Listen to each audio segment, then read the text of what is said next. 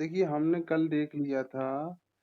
Chordata चल रहा था। कोर्डेटा संघ में हमने देखा था, कोर्डेटा संघ को दो समूह में बांटा था। एक्रेनी एक्रेन एक्रेनिएटा और समूह क्रेनिएटा।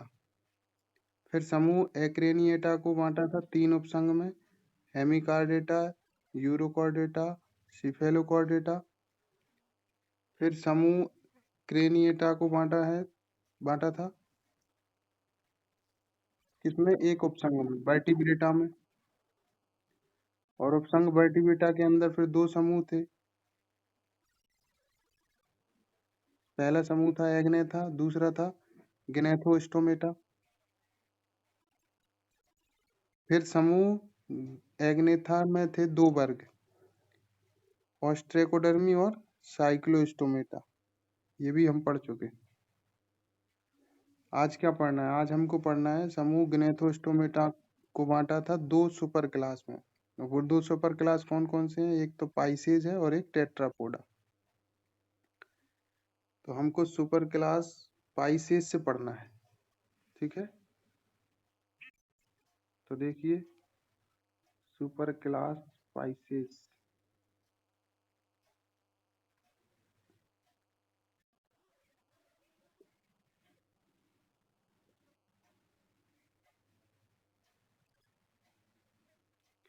हमको सुपर क्लास पाइसेज से पढ़ना है, ठीक है?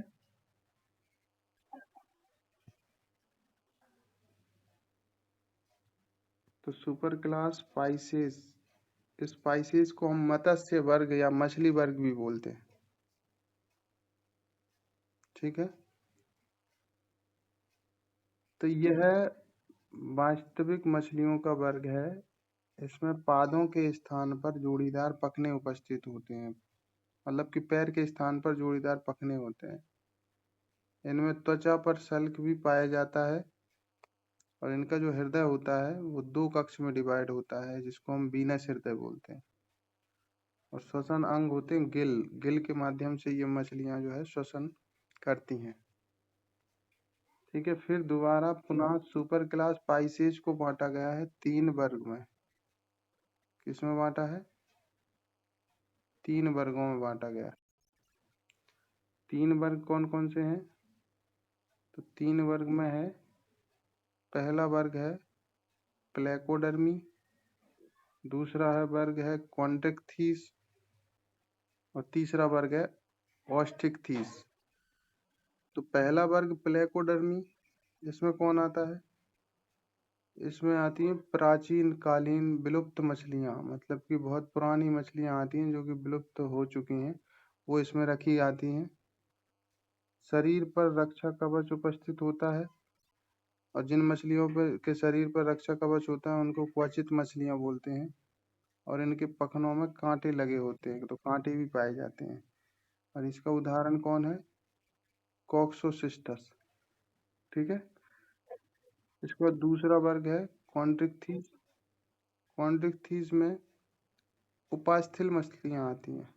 उपास्थल मछलियों का वर्ग है। इसमें अंतः कंकाल उपास्थियों का बना होता है और इनकी त्वचा में छोटे छोटे दांतों के समान सल्क पाए जाते हैं। और इन सल्कों को हम क्या बोलते हैं? प्लेकॉइड सल्क कहा जाता है इन्हें। और इसकी जो मादाएं होती हैं वो मादाएं ओविपेरस होती हैं, मतलब कि अंडे देती हैं। और इसके जो उदाहरण हैं वो है शार्क मछलियाँ। शार्क इसी में आती है। स्कोलिडॉन, इसको हम डॉग फिश या कुत्ता मछली भी बोलते हैं। कुत्ता मछली इसलिए बोलते हैं कि इसमें कुत्ते के समान गंध आती है। और एक है काइमेरा। काइमेरा, इसको हम रेड फिश या चूहा मछली भी बोलते हैं। नेक्स्ट है टारपीडो आती है इसमें। इसको हम इलेक्ट्रिक रे या विद्युत रे भी बोलते हैं, क्योंकि ये करंट मारती है, इलेक्ट्रिक रे, इसलिए बोला जाता है इसको विद्युत रे या विद्युत मछली भी बोलते हैं, ठीक है? हाँ, टारपीडो, इसको विद्युत मछली बोला जाता है, ठीक है? ये सब पानी में, ठीक है?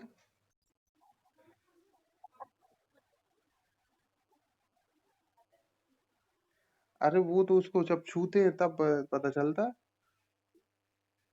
छूने पर जैसे करंट लगता है ना, वैसा ही महसूस होता है, नहीं उसको पकड़ने पर।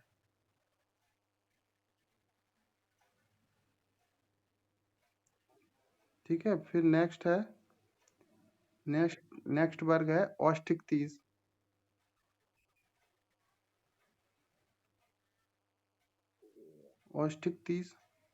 ऐसे इसका एक और नाम भी था जो हमने पढ़ा था ना अभी ऊपर, कॉन्डेक्थीज को हम इलेस्मो ब्रैंकी भी बोलते हैं, ये याद रख लेना आप।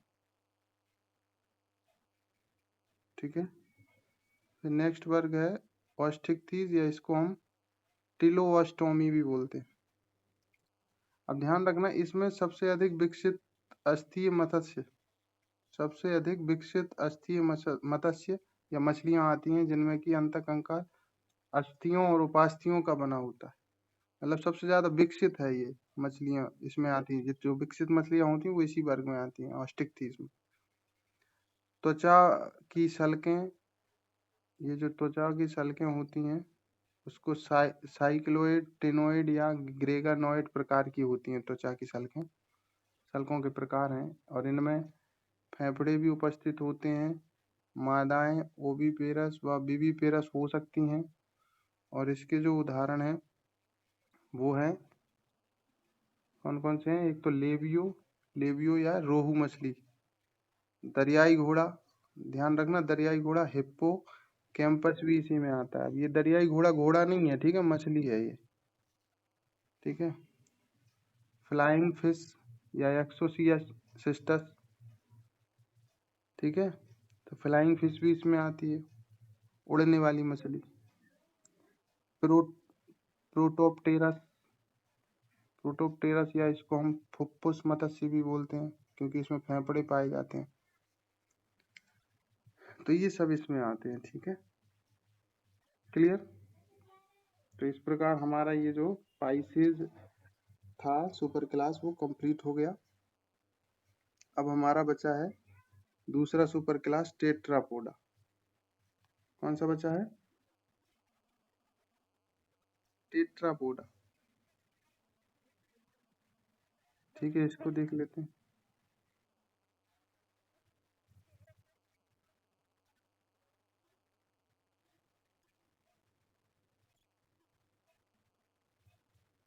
तो देखिए सुपर क्लास टेट्रापोडा, इसमें कौन आते हैं?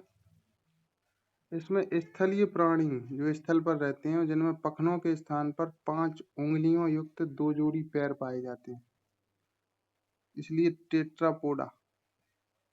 टेट्रा मतलब कितने? 4, पोडा मतलब पैर, तो 4 पैर या 2 जोड़ी पैर पाए जाते हैं। ठीक है, इसलिए इसको टेट्रापोडा बोला जाता है। श्वसन हेतु फेफड़े उपस्थित होते हैं, श्वसन फेफड़ों से होता है इसमें। मादाएं ओविपेरस मतलब अंडे देने वाली, व विविपेरस मतलब शिशु देने वाली हो सकती हैं, और इनका जो हृदय होता है वो 3 या 4 कक्षीय होता है, मतलब हृदय में 3 या 4 कक्ष पाए जाते हैं।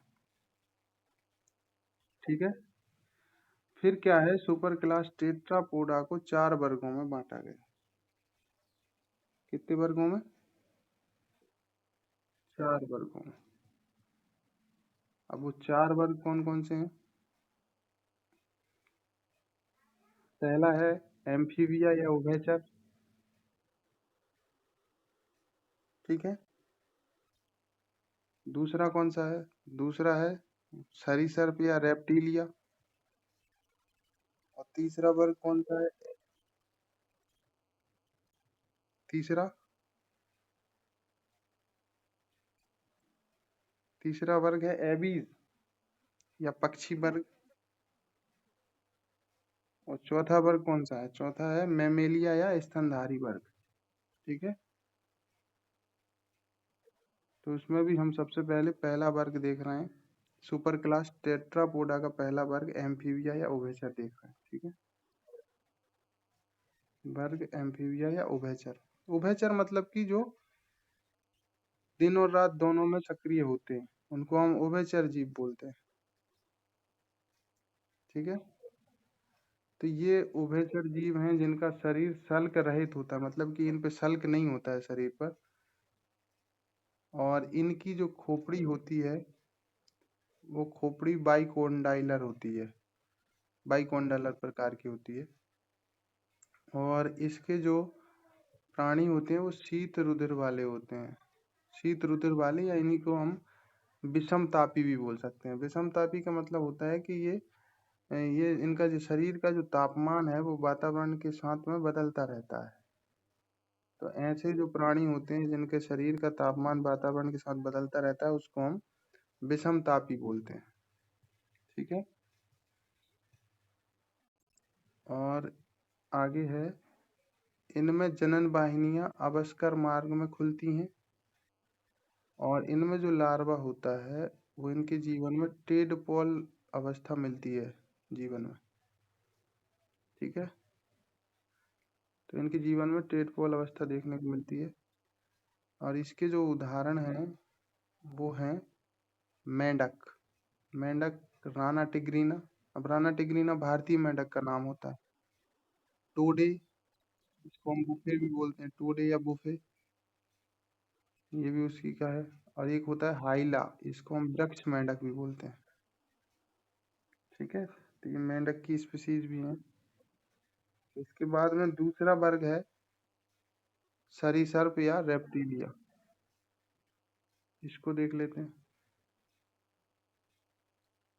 जैसा कि नाम से ही स्पष्ट हो रहा है, सरीसृप या रेप्टिलिया, तो रेंगने वाले जीव जो आते हैं इसमें, कौन से आते हैं?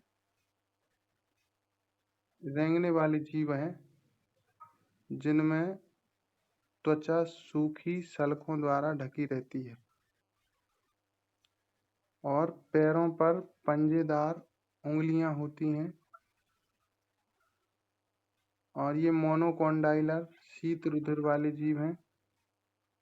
इनमें हृदय अपूर्ण रूप से चार कक्षीय होता है। कैसा होता है? हृदय अपूर्ण रूप से चार कक्षीय होता है, चार कक्ष में डिवाइड होता है। और इनकी जो मादा है वो ओविपेरस होती है। कैसी होती है? ओविपेरस मतलब अंडे देने वाली। हाँ, वेरी गुड। अब इन्हें पुनः 6 उपवर्गों में डिवाइड किया गया है। अब ये जो वर्ग सरीसृप या रेप्टिलिया है इसको 6 उपवर्गों में विभाजित किया गया है पुनः। ठीक है। 6 कौन कौन से हैं? तो 6 में पहला है एनेप्सिडा उपवर्ग, दूसरा उपवर्ग है यूरोप्सिडा, तीसरा उपवर्ग है सिनेप्सिडा, चौथा वर्ग है इक्थियोप्टेरिजिया, इक्थियोप्टोरेजिया। और आगे देख लेते हैं नेक्स्ट कौन सा है। नेक्स्ट उपवर्ग है लेपिडोसारिया। कौन सा है? लेपिडोसारिया, लेपिडोसारिया। ठीक है, लेपिडोसोरिया। इसके बाद नेक्स्ट क्या है वो देख लेते हैं। नेक्स्ट देखिए, अभी इसमें पहले पहले इनको इसको डिटेल में देख लेते हैं हम, फिर अगला जो लास्ट है ना वो देख लेते हैं कौन सा है। अगला लास्ट उपवर्ग है कौन सा? जो लास्ट उपवर्ग है आर्कोसारिया। कौन सा है? इसके बाद आर्कोसारिया है। अब इनको हम एक एक करके डिटेल में देख लेते हैं। ठीक है। तो इसमें देखिए पहला उपवर्ग एनेप्सिडा। तो एनेप्सिडा में देख लेते हैं क्या। एनेप्सिडा में इसके गण, या इसमें किलोनिया में कछुए रखे गए हैं। इसका एक गण होता है एनेप्सिडा उपवर्ग का, ऑर्डर का नाम है किलोनिया। किलोनिया में उसमें कछुआ जो होता है उसको शामिल किया जाता है। और इनकी पृष्ठीय सतह कठोर होती है। कैसी होती है? पृष्ठीय सतह कठोर होती है।